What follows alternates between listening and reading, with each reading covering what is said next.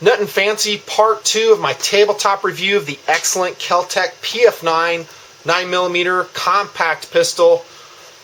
Going down my talking points as expeditiously as I can, but dudes, there's a lot of details, observations, and thoughts that I need to impart to you if you are a prospective buyer of such a gun, whether you're a police officer or civilian. I'm always unscripted, by the way, and as such, I generally forget stuff, kind of like I did in Part 1, talking about the trigger. The Kel-Tec PF-9 trigger is double action only, or DAO. Very revolver-like, like I mentioned in my shooting review of the gun.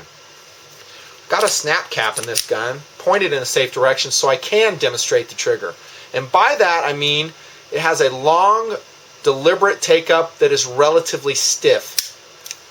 I will tell you that to fire it accurately, you're going to have to get used to the trigger on the PF-9. The way I think of it is staging, that I'll take that first 2/3 up relatively quickly. The last third I kind of concentrate on so I do not disrupt my sight picture. And that's the way you're going to shoot the PF-9 accurately.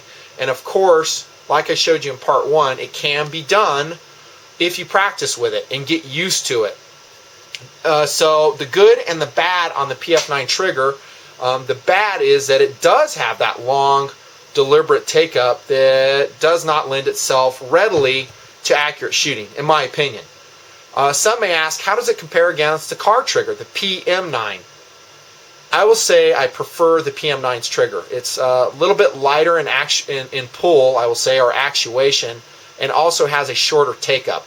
I like the PM-9 trigger better. But again, you can master the PF-9 trigger with just a little bit of practice, and you can dry fire to do that. So that's the bad. The good is actually the same thing. Because it does have a long, deliberate, required take-up to fire the gun, like so, that is not a trigger that's going to accidentally be snagged in carry and fire the gun. It just will not happen.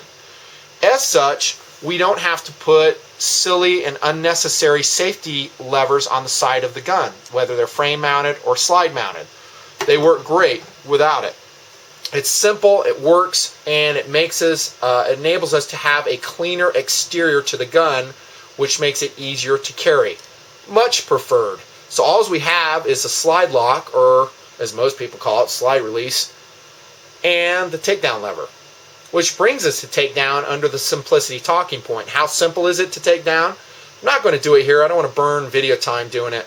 Basically, we'll remove the magazine, double, triple check, the gun is unloaded, remove the takedown lever with our thumbnail or maybe the rim of a cartridge case, and then guess what? The slide comes right off. Pretty simple, pretty easy to do. So overall, the simplicity of the Kahr PM-9 is excellent, and I like it a lot. This takes us to the accessories talking point, and there's a lot to discuss here with the PF-9, more than meets the eye. For instance, the PF-9, did you know it comes in different colors? The frame, the grip frame, comes in black, olive drab, gray, I think that's all the colors, and I think the slide itself comes in blued, which is this one, parkerized, and then hard matte chrome, if I'm not mistaken. Getting back to the grip frame, the interesting part about the PF-9 is that the grip frame itself, unlike the Kahr series, is not serial numbered.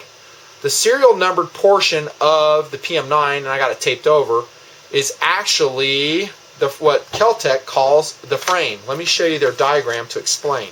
Here's a breakdown on the parts. Again, you can see there's not that many parts to the PF-9.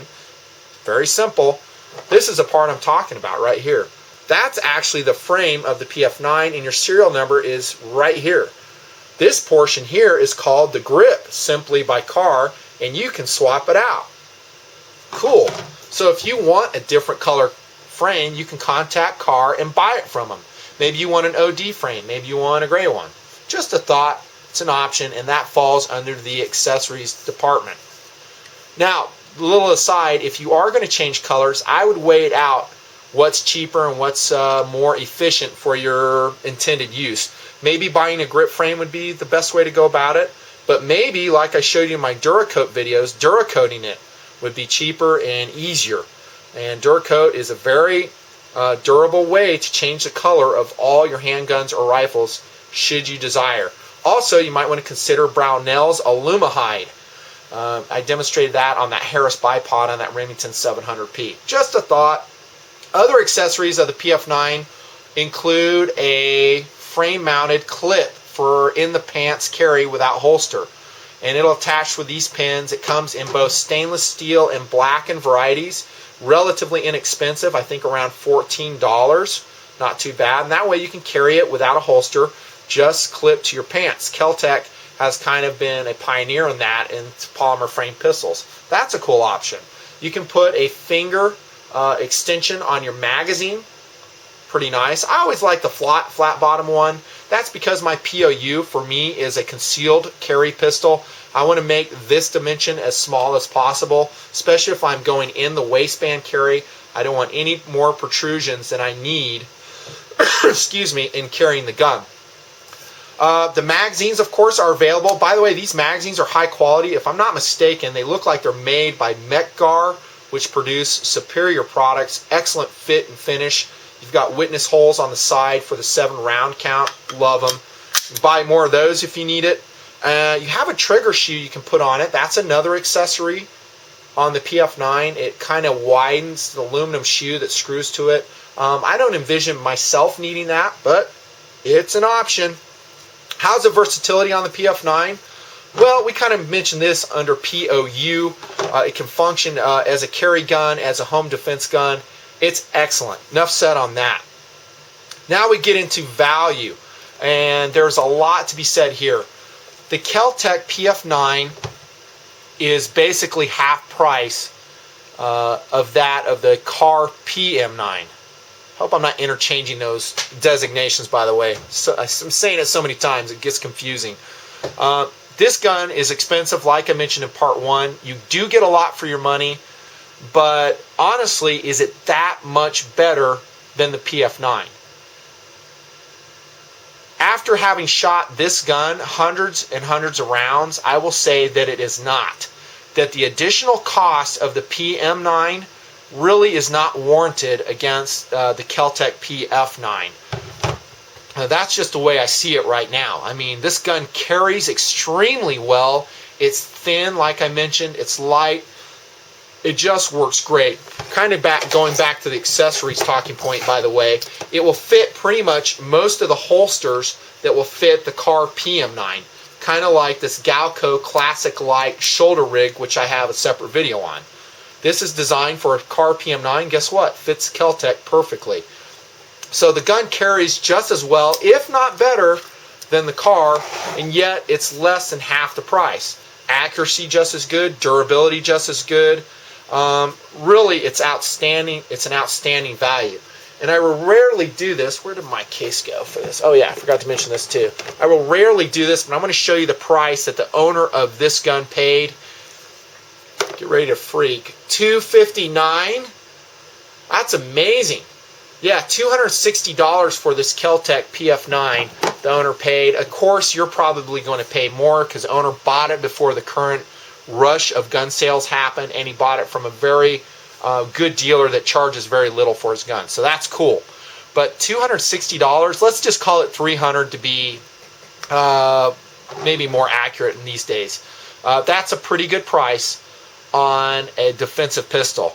Now, again, I wish I had the Kahr CW9 to compare, because it does compare against this gun as far as value goes, and you would have to determine which would be better. Honestly, knowing what I know, I would still prefer the Kel-Tec PF-9. That's because it is 15 ounces, and it's thinner. And I don't give up anything in reliability, durability, accuracy, blah, blah, blah. All the same. So value-wise, outstanding choice. Now we get into durability and reliability. And guess what? There's a lot to talk about in this talking point, and I wanted to save it until now. Some people know that the Kel-Tec PF-9, when it was introduced, had a lot of problems, and that is a true statement. It's almost like Kel-Tec came out with the gun too soon, and it had several issues with it. Let me back up a bit. The Kel-Tec PF-9 was actually the brainchild of a forum group. And I rarely promote forums on the Nutnfancy project just because they're so fraught with problems usually. But here comes a promotion, and that is the Kel-Tec's Owners Group .org, or ktog.org, just like you see in the annotation there. It's a good forum for Kel-Tec owners. And it's moderated well too. They kind of glean out the crap on the sticky threads, kind of like the PF-9. And you can go there and find out a lot about your PF-9 there and the many specifics of its history, the iterations, the problems it's had, on and on. Suffice it to say that when the PF-9 came out, it had a lot of problems. Among these were a short throat in the chamber area, which would not chamber longer, i.e. 147 grain bullets. Had hammer peening, slide scoring, occasionally brass dust caused by a rough hammer slide. What else? Nose diving. The slide was not properly hardened. Too soft. They had issues with that. Crooked accessory rails. Yeah, it was not good. There are various iterations of the PF-9. They use alphabetical designations to designate them, like A, B, C, D, E, F. The A version was the first. The B version corrected most of those problems which I've just mentioned. But subsequent versions, maybe the C, D, also had a few issues. I'm not going to suffice it to say there were some problems with it. Now, some of these people, some gun owners had heard about the PF-9 and said, you know what, that's a piece of crap. I would never trust my life with it. But what they failed to know is that Kel-Tec has since fixed all those problems. And the way you can tell that you have a newer version, simply put, and Kel-Tec told me to tell you this, by the way, is if you have a metal magazine release, you have a Kel-Tec PF-9, if it came from the factory new, I'm talking, you have a Kel-Tec PF-9 that has all the upgrades to the series. In fact, if you go out and buy a new PF-9, don't worry about it. All the problems I just mentioned have been fixed. And it's not just me saying this. There's hundreds of other users out there that will say the same thing. They're reliable, they're accurate, they're durable.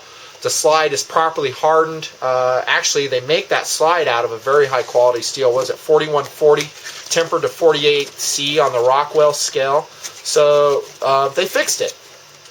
Now, if you're interested in buying a used PF-9, again, I would recommend you go to the Kel-Tec owner group, ktog.org, and look up your serial number, and you might be able to find some information on it that will help you.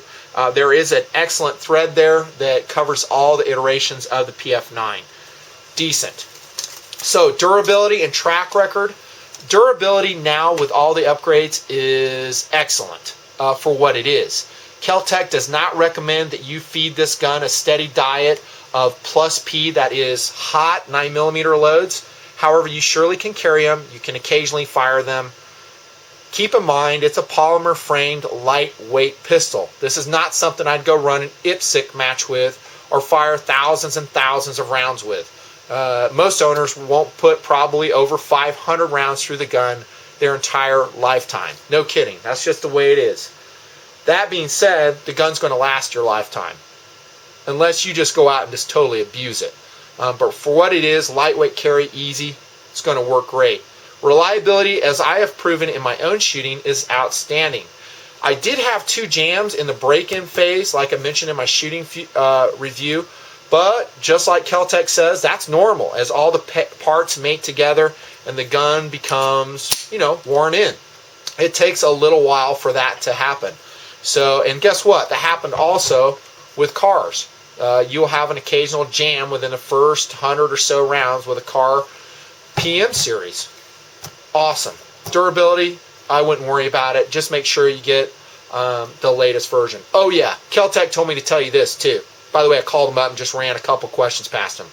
If you have an older PF-9 that has those problems, or some of which I talked about, you do not have the metallic magazine release, send it to Kel-Tec and they will fix it up for you. If I'm not mistaken, they do it free of charge.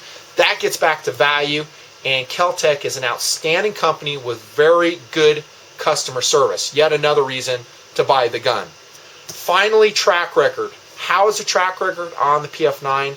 Well, I told you that it does have a checkered past. Its introduction had problems, and they remain for a year or so while they ironed it out.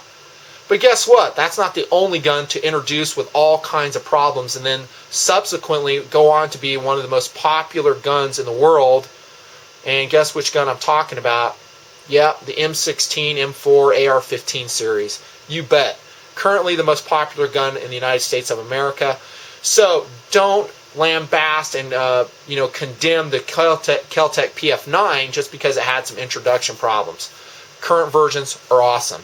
However, we cannot jump to the future and tell you, I can't tell you exactly how the track record of the PF-9 is going to be.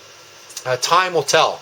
All indications point up, and I think it will probably prove to be just as good and just as favored as the very proven Kahr PM series, maybe even the CW series of polymer frame pistols.